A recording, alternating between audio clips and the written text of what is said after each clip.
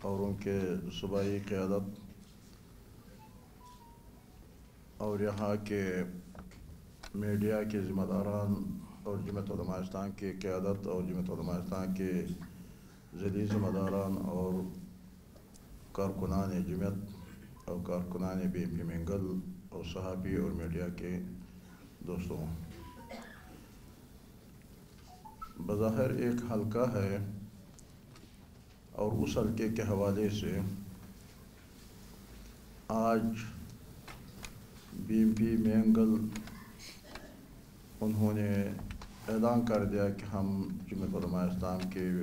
امیدوار کے لیے عثمان پرکانی صاحب کے لیے دستبردار ہو جائیں گے اور جمعیت علماء اسلام کی حمایت کریں گے۔ ہم ان کا مشکور ہے اور شکر گزار ہے، اور اسی طرح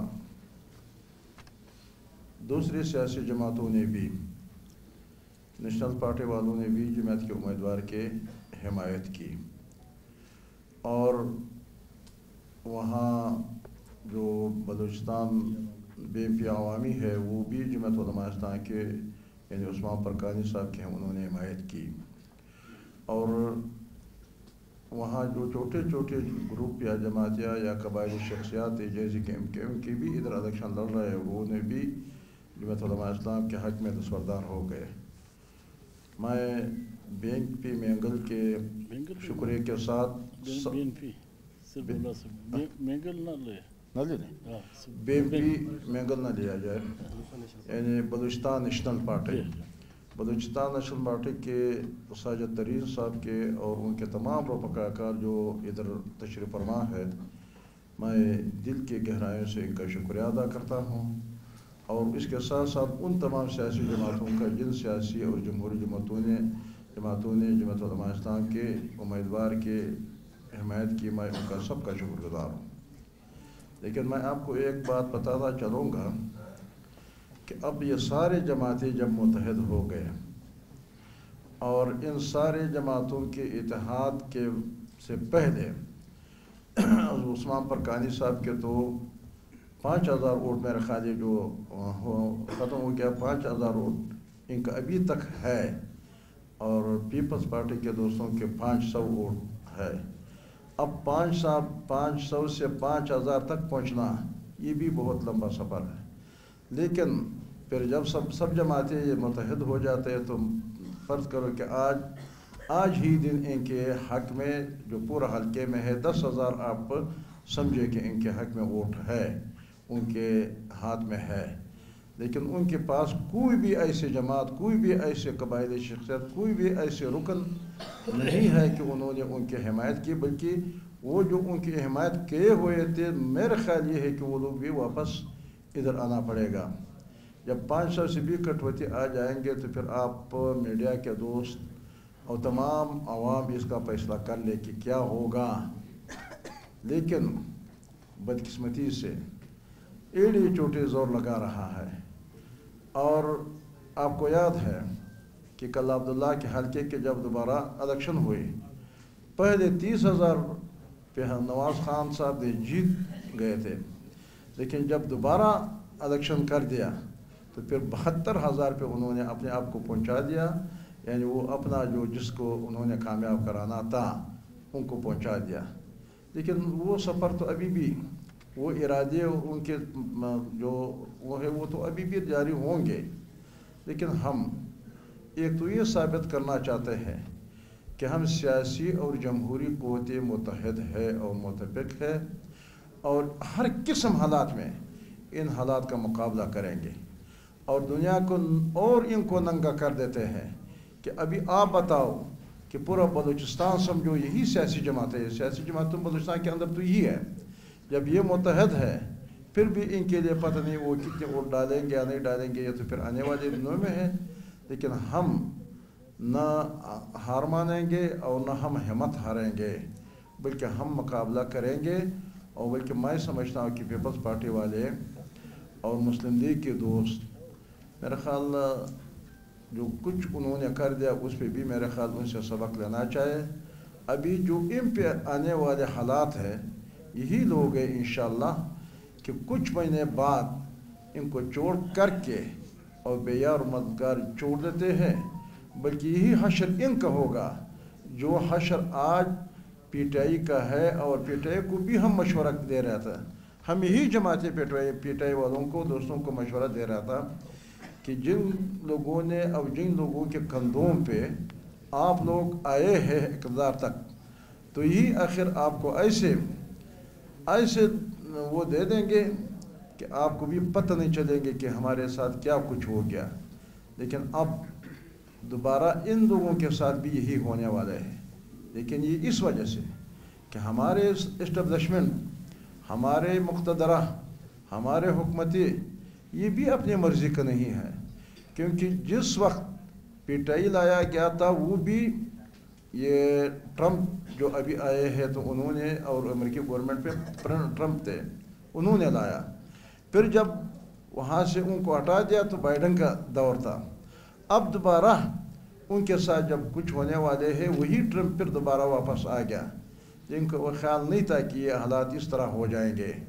تو میں سمجھتا ہوں کہ میں ان دوستوں کو بھی یہ مشورہ دیتا ہوں کہ خدا را ہوش کے ناخن لے،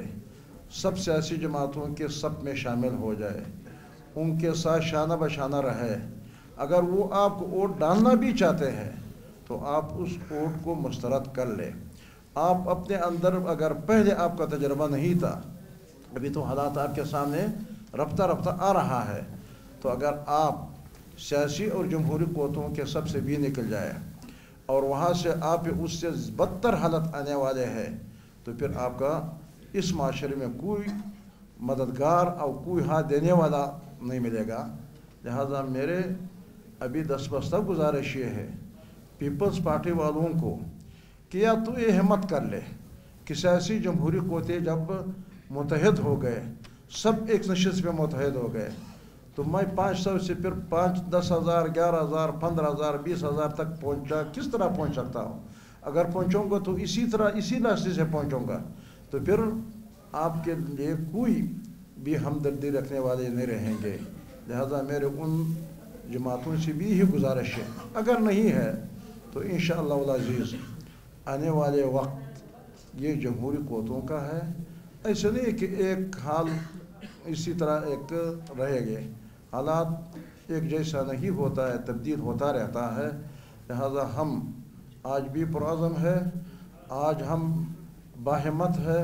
اور ہمارے حوصلے آج بھی بلند ہے۔ اگر صحیح انتخابات انہوں نے کر دیا تو آج ہی اس ماہ کا مبارک ہو، اگر نہیں کر دیا تو پھر بھی مبارک ہو، کیونکہ جمہوری قوت اپنی جمہوری جدوجہد ہم نے پرعزم طریقے سے، ہمت طریقے سے ہم جاری رکھیں گے، اور ایک دن آئے گا کہ کامیابی، کیونکہ ابھی آپ نے دیکھ لیا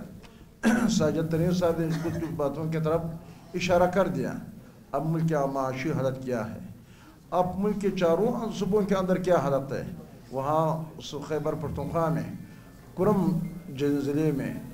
100 لوگ وہاں ایک ہی دن میں انہوں نے قتل کر دیا، اور اب 2 مہینے 3 مہینے ہو گئے کہ وہاں نہ کوئی دوائی ہے، نہ کوئی وہاں خوراک کی کوئی رسد وہاں ہوتے، اور اسی طرح بلوچستان میں تو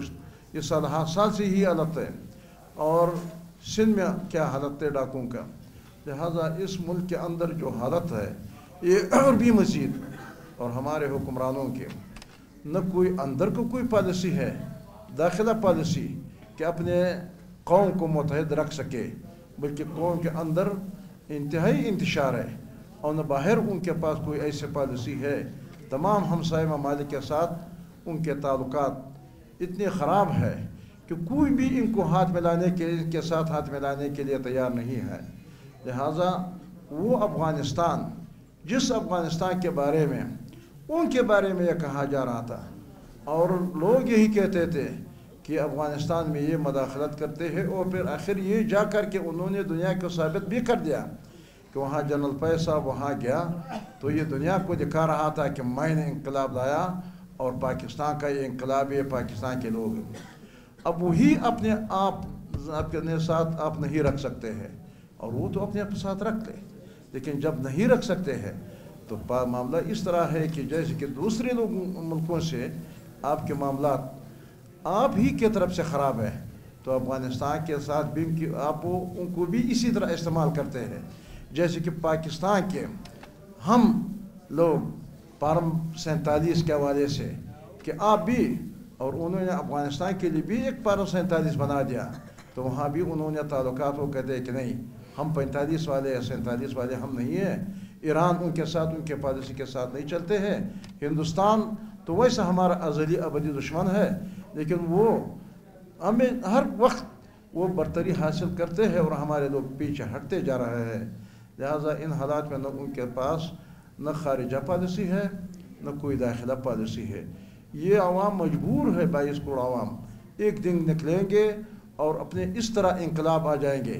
جیسے کہ بنگلہ دیش میں آیا، جیسے کہ شام میں آیا، جیسے کہ دوسروں ملکوں میں آیا، اسی طرح پاکستان کے عوام بھی مجبور ہو جائیں گے۔ لیکن ہم یہ کہتے ہیں کہ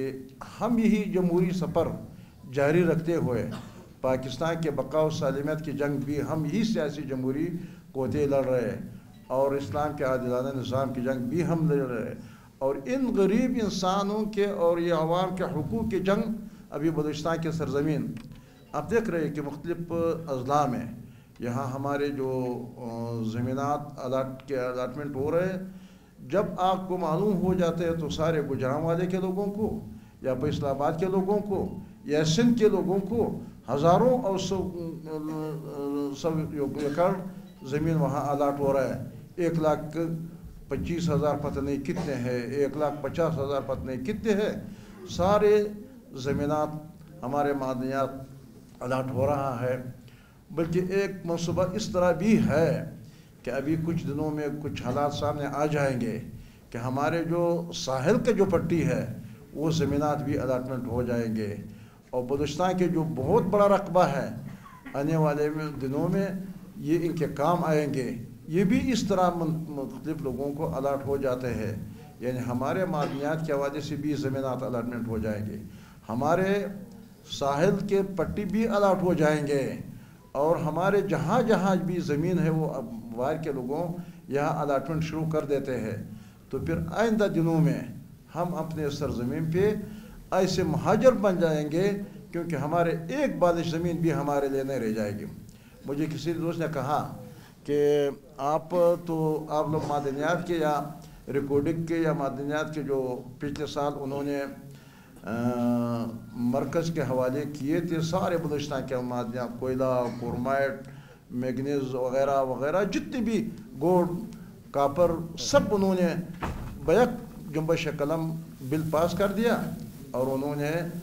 مرکز کے حوالے کر دیا۔ جب وہاں سردار اختر جان مینگل صاحب نے تقریر کی اور جماعت کے دوستوں نے وہاں ان کے سخت مخالفت کی، اور پھر کابینٹ میں ہم نے مخالفت کی، پھر وہ حکومت اس پہ مجبور ہو گئے، وہ بل سینٹ سے بھی واپس لے لیا اور قومی اسمبلی سے بھی واپس لے لیا۔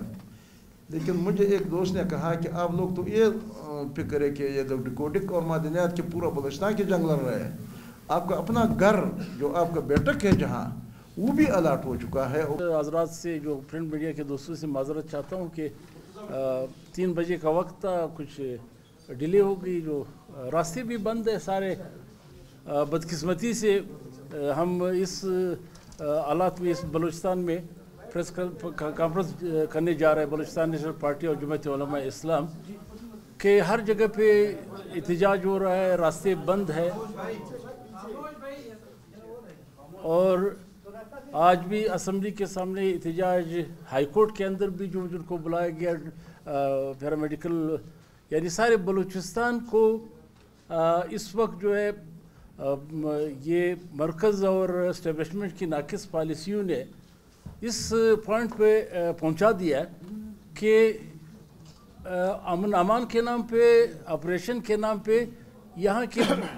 باسیوں کا، یہاں کے لوگوں کی زندگی کو اجرم کر دیا گیا۔ اور اس سے قبل جب 8 فروری کے انتخابات ہوئے، انتخابات اس وقت جس طرح کے انتخابات جو ہم نے ہماری پارٹی تو شروع سے یہ کہ ایک انتخابات نہیں تھے،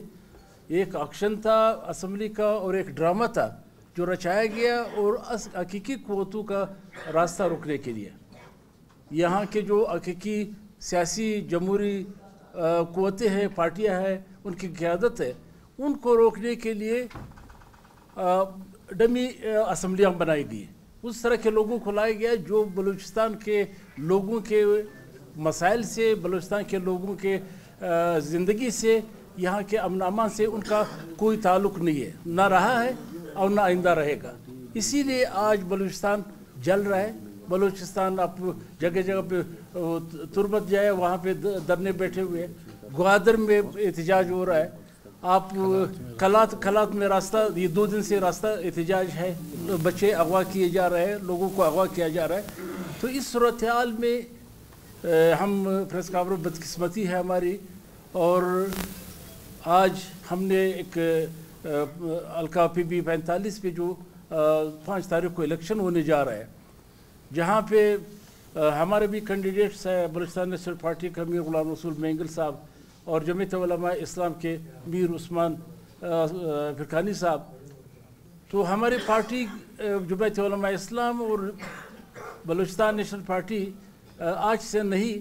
एक बहुत लंबे अरसे से हमारा एक ताल्लुक़, एक रिश्ता रहा है सियासी बुनियादों पे। जमीयत उलमा इस्लाम भी एक नज़राती जमात है, उनका एक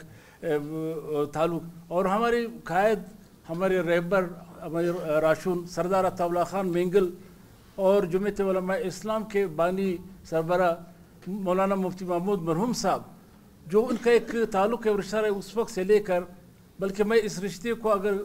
मुत्तहिदा हिंदुस्तान के उस तक ले जाऊँ कि आज़ादी, तहरीक आज़ादी में नेशनल अवामी पार्टी के वो क़यादत और जमीयत उलमा हिंद की क़यादत एक मुश्तरका इन्होंने जदोजहद की है।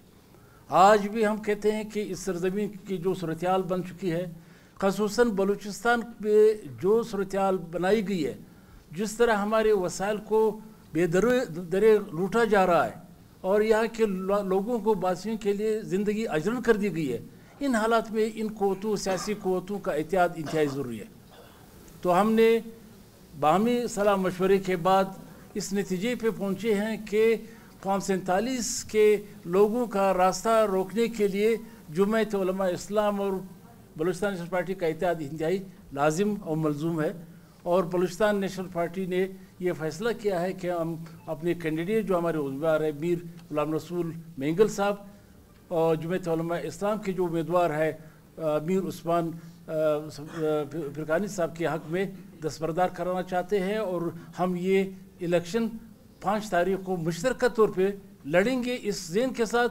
कि हमने असम्बली में जो यहाँ के हकीकी वारिसीन है, हकीकी सियासी जमातें हैं, उनकी नुमाइंदगी को बढ़ानी है और हमने इस सूबे के वसाइल को तहफ़्फ़ुज़ देना है और यहाँ के लोगों को तहफ़्फ़ुज़ देना है और ये जो लापता लोगों के बाज़ाबी को यकीनी बनाना है। यही हमारे पास। तो मौलाना साहब से गुजारिश है कि मौलाना साहब इस मज़ीद बात करें। हम कहते हैं कि हमें तो पसंद बिल्कुल नहीं किया जाता, अगर उसकी बस चलता तो वो हमारे पार्टी कायद का वो आखिरी सीट भी जीत लेते हैं, छीन लेते हैं। तो हम कहते हैं कि हो सकता है कि मौलाना साहब को वो थोड़ा सा बर्दाश्त का हमसे ज़्यादा जो है, इसलिए एक उसमें डाल, इसमें अगर जमीयत उलमा इस्लाम जो इसको हम नज़राती पार्टी समझते हैं, इत्तेहादी जमहूरी क़ुव्वत समझते हैं, नुमाइंदे जाते हैं बलूचिस्तान की बात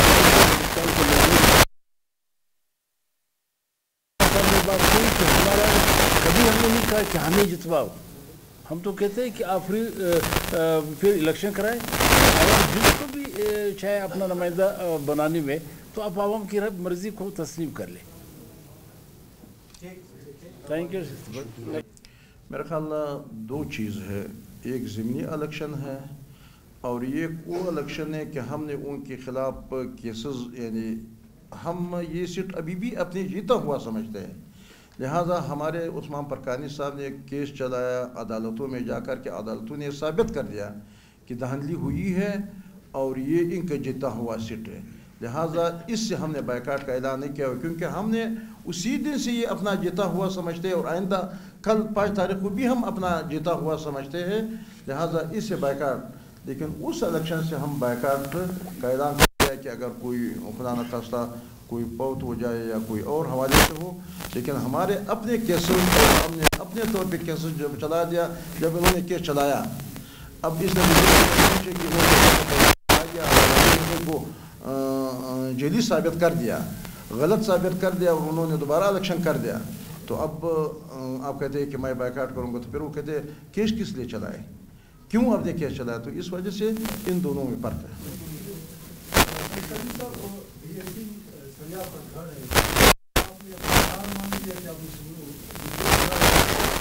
نہیں، ہم نے آر نہیں مانا، وہ بھی الاٹ ہوا ہے، ایک کمپنی باہر سے پتہ نہیں کہاں سے آئے ہیں، انہوں نے الاٹ کیے ہے اور کاپر اور اس طرح حوالے سے۔ تو میں سمجھتا ہوں کہ ہمارے جن گھروں میں ہم رہتے ہیں وہ ہمارے گھرے بھی الاٹ ہو جاتے ہیں، ہمارے بیٹکے بھی الاٹ ہو جاتے ہیں، پتہ نہیں کہ ہمارے قبریں بھی الاٹ نہ کر لے، کہ ہمارے مقبروں کو بھی الاٹ نہ کر لے۔ یہ الاٹمنٹ کا سلسلہ شروع ہے، اور یہ حکومت یہ جو 47 والے وغیرہ جو لاتے ہیں تو اسی مقصد کے لیے لاتے ہیں تاکہ یہ نہ کر لے۔